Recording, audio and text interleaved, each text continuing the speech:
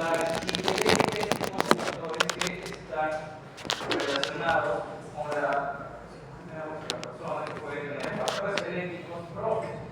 El mismo sexo biológico, generalmente los hombres son los que sufren más hipertensión que las mujeres. La raza también, las personas de raza negra tienden a sufrir una depresión alta. Alguna programación genética fetal o algo por el que uno ya nace con condiciones factores familiares, ¿no? Un abuelo ya tiene hipertensión, probablemente el nieto va a tener una alta probabilidad de desarrollar hipertensión si sumamos otros factores más, como la actividad física, el sedentarismo, la calidad del sueño, factores dietéticos, ingesta de sodio. Por eso es que hay que consumir el sodio suficiente y no hay que exagerar el sodio. La obesidad, el consumo de alcohol también, ¿no? Algunos mecanismos renales como sensibilidad a la sal, aumento de la presión, isquemia renal, algunos hormonales como las propias hormonas sexuales, condiciones ambientales como situación geopolítica, como la situación acústica, como la situación ambiental clima, que van a condicionar situaciones de estrés emocional que van a tener quizás algún impacto en el nivel orgánico. Ya aquí está el estrés, bajo nivel socioeconómico, presión social, mecanismos naturales como disfunción endotelial por la resistencia a la periférica, relación de las arterias pequeñas, rigidez de las grandes arterias por que se calcifican también, o mecanismos neurales como el sistema nervioso autónomo, el reflejo de la acción. Entonces existen diferentes factores que tienen implicancia sobre la persona y en lo que debemos tener en cuenta para lo que es el tratamiento de hipertensión. Hay muchos en los cuales se pueden modificar, hay otros que ya no podemos hacer muchos como médicos, ¿no? No podemos cambiar la condición socioeconómica, no podemos cambiar situaciones asociadas a contaminación, no podemos cambiar factores genéticos, pero sí se pueden modificar otros. Entonces, cuando este cuadro de hipertensión puede tener muchos efectos sobre el resto del cuerpo. Entonces, recuerden que una persona diabética, una persona hipertensa, una persona que vive inflamación crónica. Y esa inflamación crónica puede llevar a compromiso de otros órganos, no solamente es el corazón. Entonces, a nivel cerebral puede haber lesiones de la sustancia blanca, puede haber infartos silentes, deterioro cognitivo, hemorragia cerebral, condiciones de crisis hipertensivas, a nivel de las arterias, aterosclerosis, calcificación vascular, como se había comentado. A nivel del riñón puede haber glomerulosclerosis, disminución de la tasa de filtrado molecular. En el corazón lo que más se va a encontrar es hipertrofia del ventrículo izquierdo, ya que al haber un aumento de la resistencia vascular periférica, ¿qué va a pasar? El ventrículo izquierdo va a tener que utilizar más fuerza para bombear la sangre. Y este esfuerzo constante va a llevar a una hipertrofia del ventrículo izquierdo. Ahora, ese ventrículo izquierdo hipertrofiado en el tiempo también su función de bomba no nuevamente. Y eso posiblemente podría llevar a falla No dijeron todavía. bueno, Supuestamente en la tarde. el ventrículo izquierdo, enfermedad cardiovascular, insuficiencia cardíaca,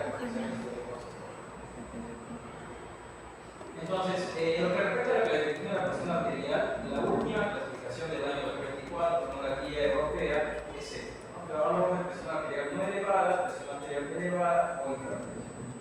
La presión arterial elevada, porque ahora se ha considerado, si bien antes igual se hablaba de presión sistólica, presión diastólica, ahora se tiene más en consideración la diferencia entre presión sistólica o presión diastólica para hablar de hipertensión. Y no solamente hablando de aumento de la presión sistólica, ya que dependiendo de cuál sea el tipo de hipertensión o el tipo de aumento, va a determinar el tipo de tratamiento o el enfoque del tratamiento que le va a dar. Entonces, y esta medida de la presión va a tener diferentes formas: presión arterial en la consulta externa, presión arterial de vía ambulatoria, que cada uno se hace en su casa o a través de un mapa, ¿no? El mapa es un monitoreo ambulatorio de presión arterial a través del cual nos colocamos una máquina que nos toma la presión durante todo el día. Y Y es ahí lo que yo les decía, ¿no? ¿Por qué? Porque yo en mi casa me puedo tomar la presión con maquinita, o puedo hacerlo de forma manual y puedo hacerme controles, pero cuando estoy durmiendo yo no me puedo tomar presión. Entonces para eso está el mapa. El monitoreo ambulatorio de la presión arterial hace un control de la presión arterial durante todo el día, desde que uno se despierta hasta que está dormido. Y ahí también hay diferentes situaciones que influyen en esta presión. Y es en base a eso que uno va a determinar el tratamiento. ¿A qué me refiero? Si según el control del mapa, a las 6 de la mañana es mi pico más alto de presión que durante el resto del día, lo ideal es que me tome el medicamento en las mañanas para disminuir este aumento de presión durante la mañana. Si el pico de la presión es en las tardes y en las noches, el tratamiento se debería tomar en las tardes y en las noches para disminuir la presión que está aumentada en la noche. Cosa que no haya esos efectos secundarios que ya se han mencionado como hipotensión. ¿Por qué? Porque si lo tomo en cualquier momento, va a haber un momento que la presión va a estar baja y en ese momento lo que va a pasar es que la hipotensión el cuerpo puede haber sido. Entonces, a nivel de consulta, hablamos de presión arterial no elevada, como ya se mencionó, menos de 120 y menos de 70, ya no menos de 80, menos de 70. O sea, esta es la última clasificación. Es elevada cuando la presión arterial sistólica está entre 120 y 139 o entre 70 a 89 de diastólica. Y hablamos de hipertensión por encima de 140 y diastólica por encima de 90. Ya no se habla de hipertensión 1, 2, 3, sino presión arterial elevada y hipertensión. Ahora, en lo que respecta al mapa, presión arterial sistólica durante el día menos de 120 y menos de 70 durante el día. Hay que hacer una mención durante todo. Entonces, esa medición ambulatoria puede hacer, como mencioné, a través de un dispositivo validado que funciona adecuadamente, que no dé falsa información, que se comienza 30 minutos durante el día y 1 hora en la noche, más o menos un 70% de registro para que sea válido y se debe llevar un diario. Eso es algo que a los pacientes se les dice cuando uno ya tiene pacientes con hipertensión en el primer nivel, que tienen que hacer un control constante de su presión arterial, ya que no todos los pacientes se les va a dar el mapa. Generalmente el mapa se utiliza para aquellos pacientes que no tienen un control adecuado con aquellos que se quieren confirmar por hipertensión. Y algunas condiciones clínicas que pueden generar hipertensión, enfermedad cardiovascular establecida, enfermedad crónica moderada grave, otra forma de daño, diabetes e hipercolesterolemia. Entonces, con respecto a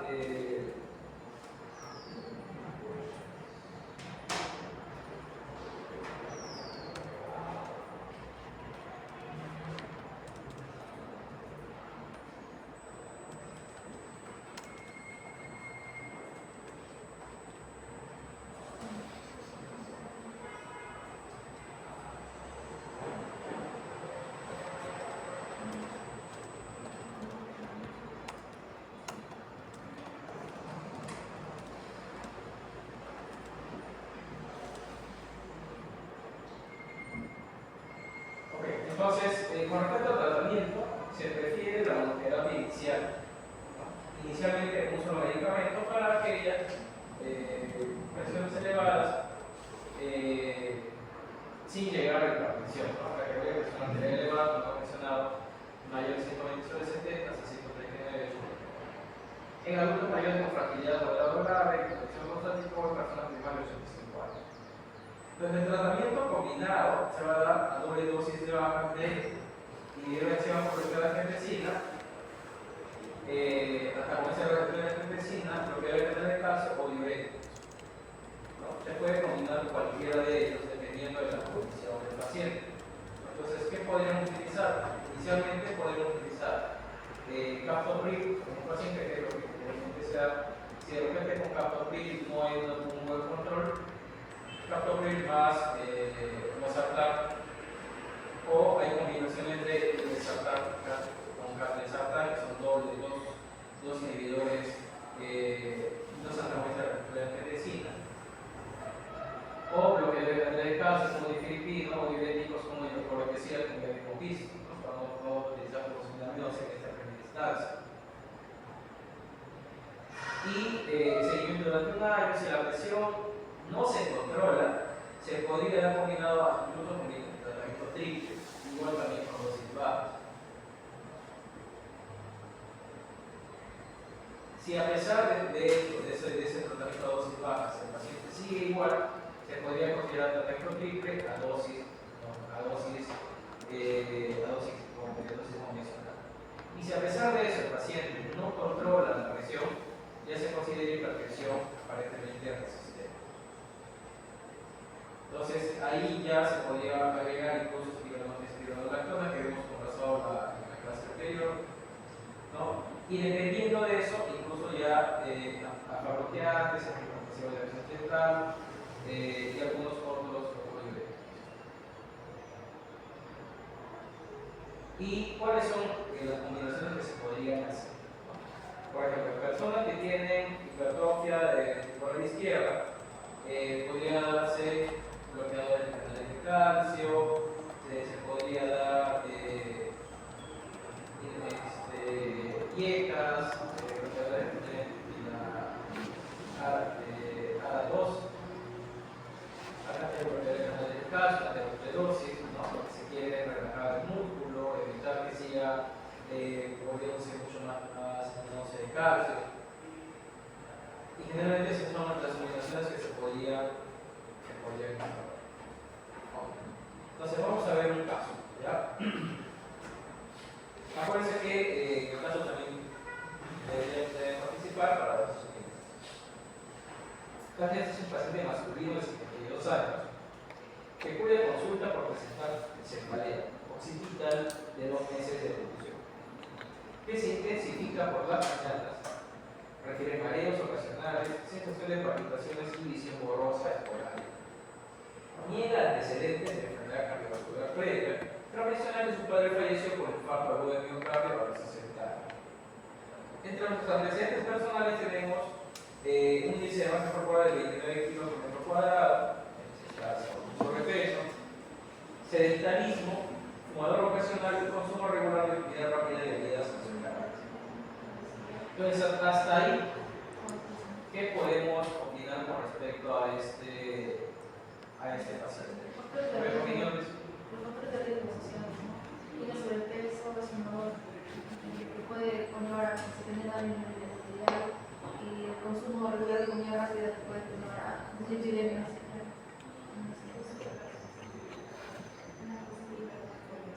¿Perdón? Una posible hipertensión por los antecedentes y Ya. síntomas también. Es que, claro, puede conllevar a que también se pueda generar, ¿no? A nivel del endotelio por la acumulación excesiva de grasa, una placa amiga. Y al final la placa puede viajar, ¿no? Y no solamente puede quedarse a nivel del corazón, sino puede llegar. En este caso dice que tiene cefalia, dolores de evolución y se podría continuar.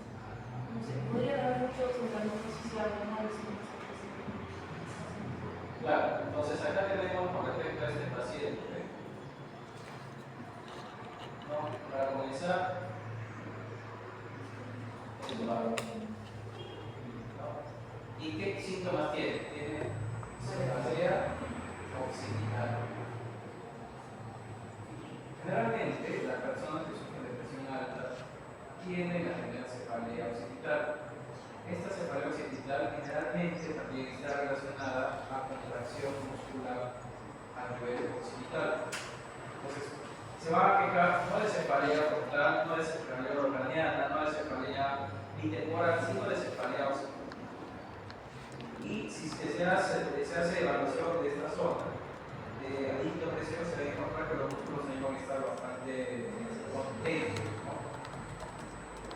2 meses con esto y que se intensifique en las mañanas. Además de ello, tiene mareos ocasionales, palpitaciones y tiene visión borrosa de forma esporádica, que significa que ya hay compromiso de otros órganos. Bien.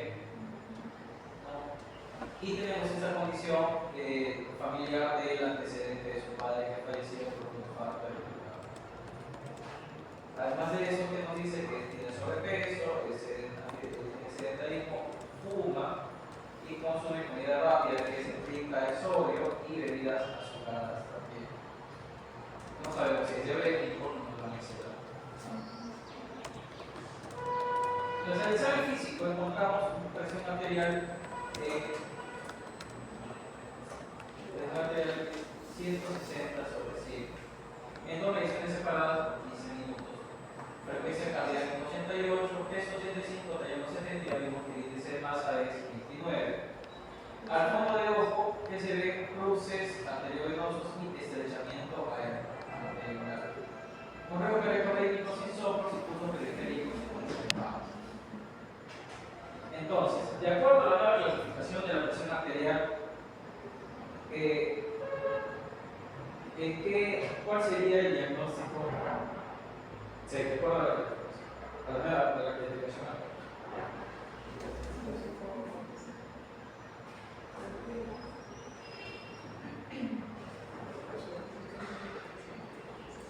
Es una urgencia hipertensiva, ¿no? Una urgencia hipertensiva.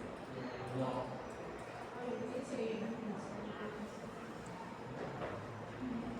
No, no se parece. Mateo dice que es hipertensión.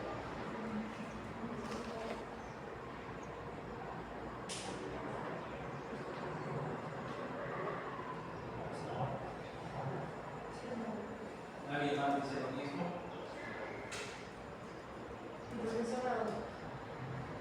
¿Perdón? Podría ser que tenga un tipo de hipertensión en menos lugares, no tanto de la sistólica como de la histórica, como se enterará. Recuerden que de acuerdo a la nueva clasificación de la Asociación Europea, se habla de presión elevada y hipertensión. Cuando hablamos de ese paciente que se ha medido en 2 oportunidades en la casa, ¿qué quiere decir? Que es medición en casa. Debería ser este. Automedición de presión arterial. Y tenemos que estar en 160, o sea, más de 135.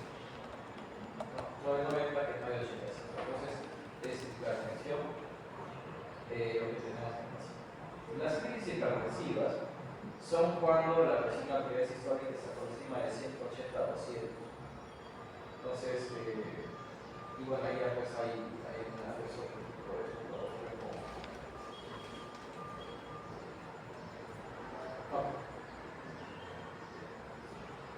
Entonces, examen de laboratorio, tenemos glucosa en 98, perfil lipídico, un colesterol en 230, HDL en 38, LDL en 160, triglicéridos 180, creatinina 1, sodio 140, potasio 4.2, en el EKG tenemos hipertrofia de tipo izquierda, hemoglobina simple de proteínas grasas.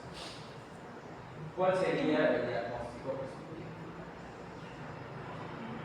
Levante la mano y de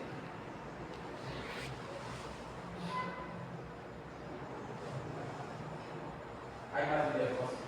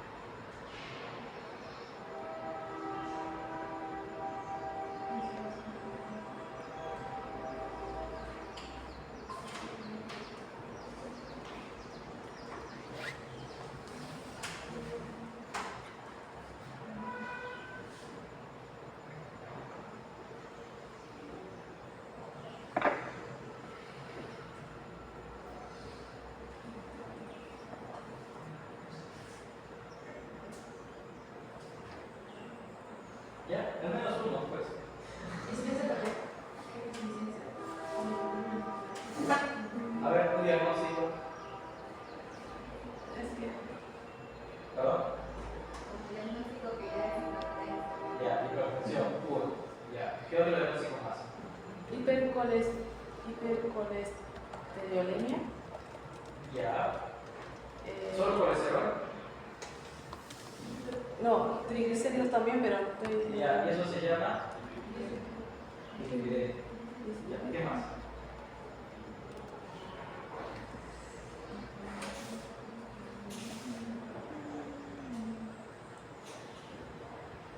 Y sobrepeso. Ya, sobrepeso. ¿Y la creatinina, doctor? Comienza a rangos normales. Vale. Ok, entonces tenemos un paciente con hipertensión arterial, dislipidemia y sobrepeso.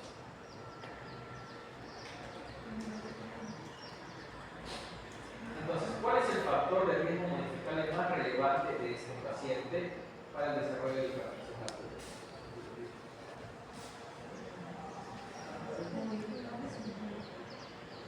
A ver, sedentarismo. Ya. Entonces, efectivamente, acá la pregunta es clara. Nos dice un factor de riesgo modificable. Entonces,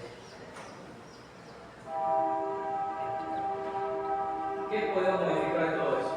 ¿Podemos modificar los antecedentes familiares? No. ¿Podemos modificar el sedentarismo? A través de consejería, de buena salud, realizar actividad física. Como lo menciono, creo pues no es una actividad física irregular, es una actividad física constante. ¿Podemos modificar la hipertrofia ventricular izquierda? No, porque un músculo hipertrofiado ya no se va a deshipertrofiar, netamente, ¿no? Podría en el transcurso, ¿no? Pero no lo podemos modificar. ¿Podemos modificar la edad? Quisiera. Entonces, efectivamente, el factor de riesgo modificable en este caso, pues es sería.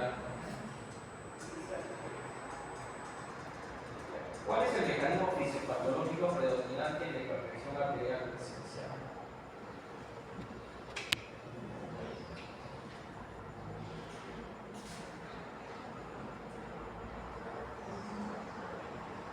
Resistencia vascular periférica. Ya.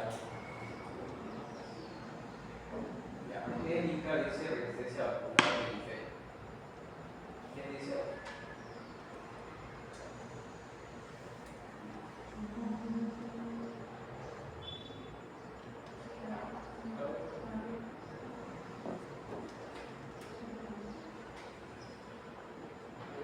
Perdón, a ver. Ya. ¿Alguien dice más?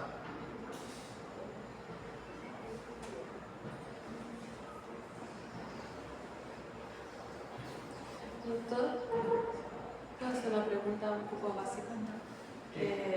Los medicamentos, los IECA o los bloqueadores de renina, no es que aumente el volumen, ¿no? Es más que nada la filtración.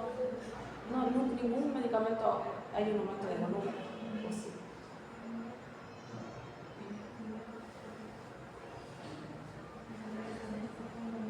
Ya, otro dice resistencia. ¿Alguien más?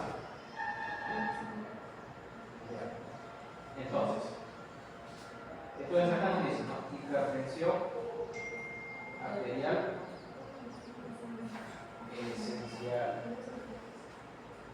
Recordad que la hipertensión arterial puede ser hipertensión arterial esencial o primaria o hipertensión arterial secundaria. La hipertensión arterial secundaria va a deberse a otros mecanismos, ¿no?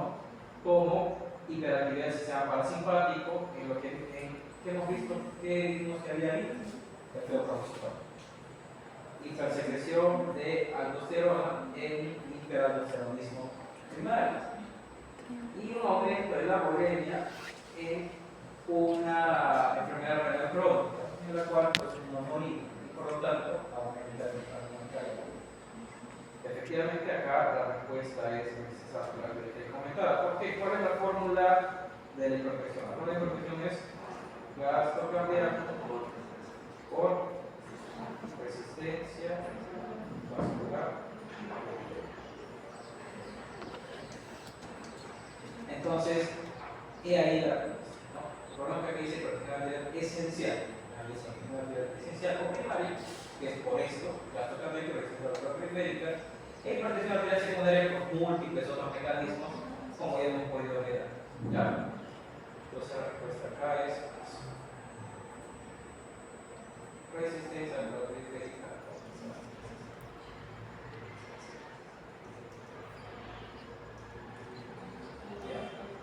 ¿Qué examen es más útil para evaluar daño renal en pacientes hipertensos? Urea-creatinina, proteína en 24 horas, glucosa en ayunas o el examen de sangre. ¿La ve?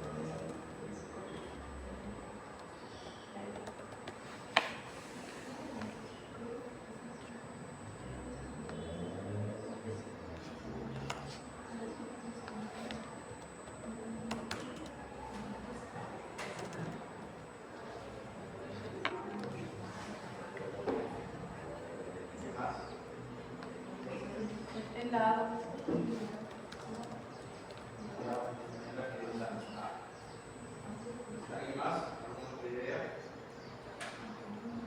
O sea, hay razón para ver función renal.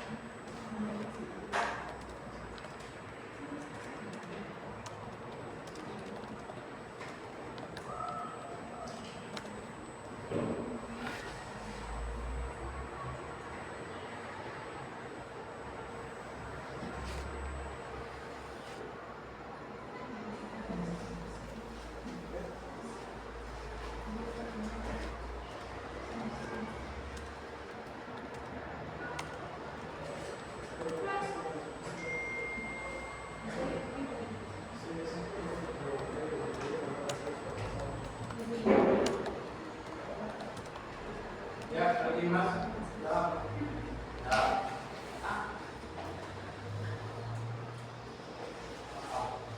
Entonces, un EKG no va a ayudar para evaluar el daño renal. No, para qué no sirve. Exactamente. El corazón, para ver el ritmo, ver si está dentro de su eje, el corazón. Cuando por ahí el propio para que el eje del corazón se va hacia la izquierda. ¿Glucosa en ayunas puede servir para evaluar el daño renal en pacientes hipertensos? No, ¿quién no sirve?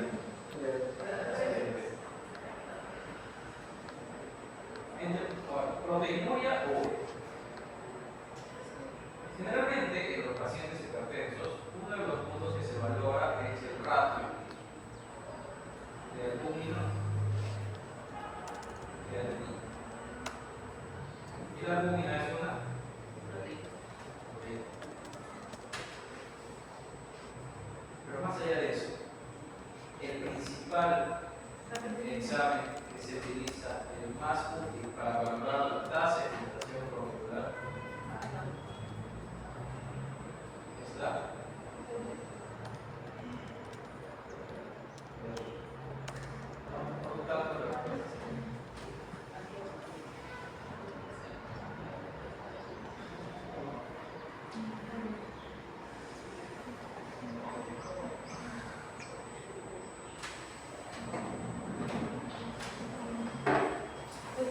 ¿Cuándo usaría el proteinúria? ¿Cuándo se usa el proteinúria? La letra E. ¿Cuándo se usa el de 24 horas? No, claro, o sea, lo que pasa es que el más útil para distinguir la función renal es la creatinina. Sí. Después de la creatinina está el valor de la. Si da negativo la creatinina, se hace el de 24 No, la creatinina no da negativa, la creatinina tiene valores numéricos. Valores numéricos se establece la tasa de filtración molecular. normales, perdón. Ajá. Sí, valores normales. Sí. Entonces, la creatinina a través de una fórmula nos indica cuál es la tasa de filtración molecular y nos va a indicar si es que hay o no hay falla renal. Recordemos que acá la función de riñón es una función de filtro y la creatinina es un derivado proteico. Entonces, esa sería. ¿Qué modificación del estilo de vida tiene mayor impacto en la reducción de la presión arterial? ¿Cuál? Abandono del tabaco, reducción de consumo de sal, actividad física regular o cambio de peso.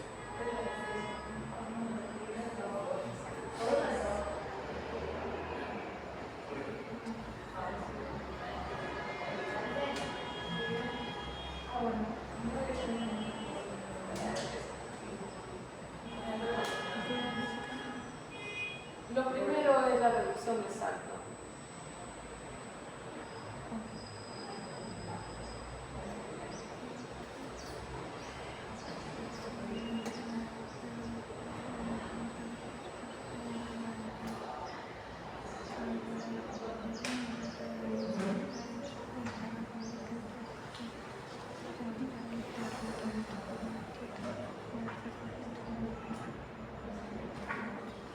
¿Cuál sería?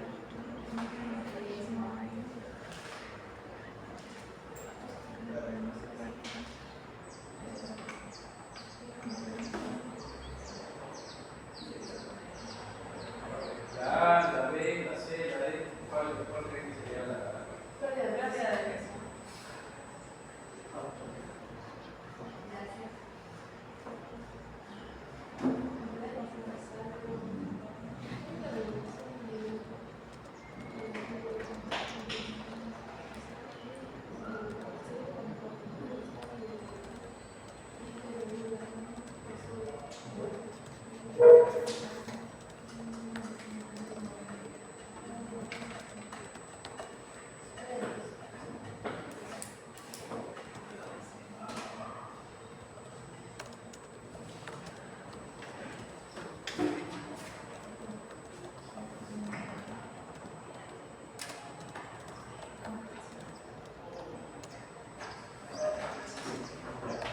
Entonces, bueno, de acá la respuesta, sin iniciar con todas sus medidas, la respuesta es, ¿cuál creen?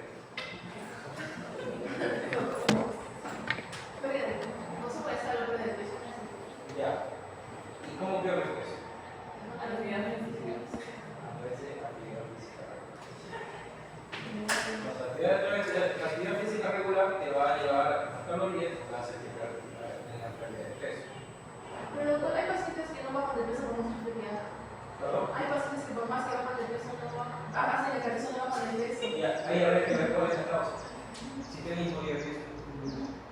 Sí. Entonces es eso. O sea, hay que determinar la causa. Pero lo que según lo que señala la guía es que lo que ha demostrado tener más impacto en el control de la presión arterial es la actividad física. Obviamente que el resto también son factores verticales, pero la que tiene más impacto en la reducción de la presión arterial es la actividad física.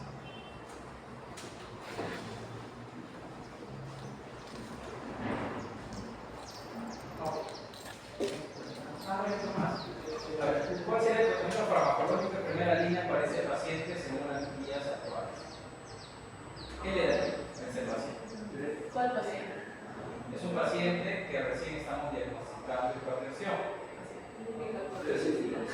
¿Qué le da? Diurético directamente. ¿Qué dice la guía? ¿Cuál es el tratamiento inicial? Mateo. ¿Con qué iniciamos? Viene un paciente a la consulta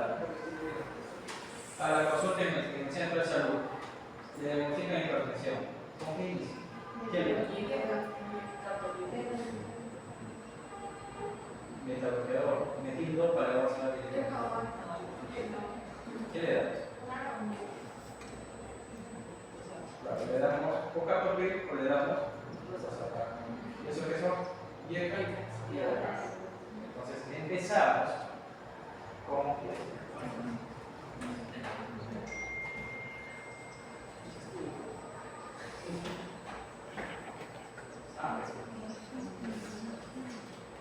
Entonces recordemos que generalmente iniciamos con monoterapia, ¿no? Que puede ser con Yeca, con Captopril o Enalapril. Hoy podemos empezar con Calcisartán, Losartán, Irbesartán, sabiendo de que los Yecas producen. ¿Cuál es el efecto por adverso? Los secundarios principales de los Yecas, 2. Entonces, si es una persona que ya tiene testosterona y que tiene problemas pulmonares, podemos considerar grave, grado 2. Entonces, empezamos con cualquiera de estos, como monoterapia. Posteriormente, si es que esto no funciona, ya podemos agregar cualquiera de nosotros. Podríamos ir con más un caso antagonista, más un diurético y por último un metabloqueador. Recuerde que en la combinación de tratamientos,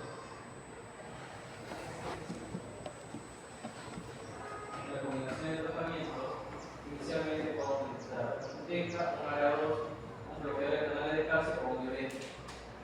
Ya después, si no hay buena respuesta, a pesar de que puede iniciar de combinar 2, combinar 3 a dosis baja, combinar 3 a dosis convencional, ya podríamos utilizar un diurético más una pironolactona o un beta-bloqueador. Entonces, esa sería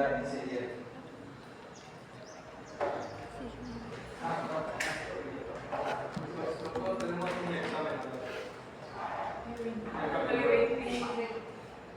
Ya está. Ya después.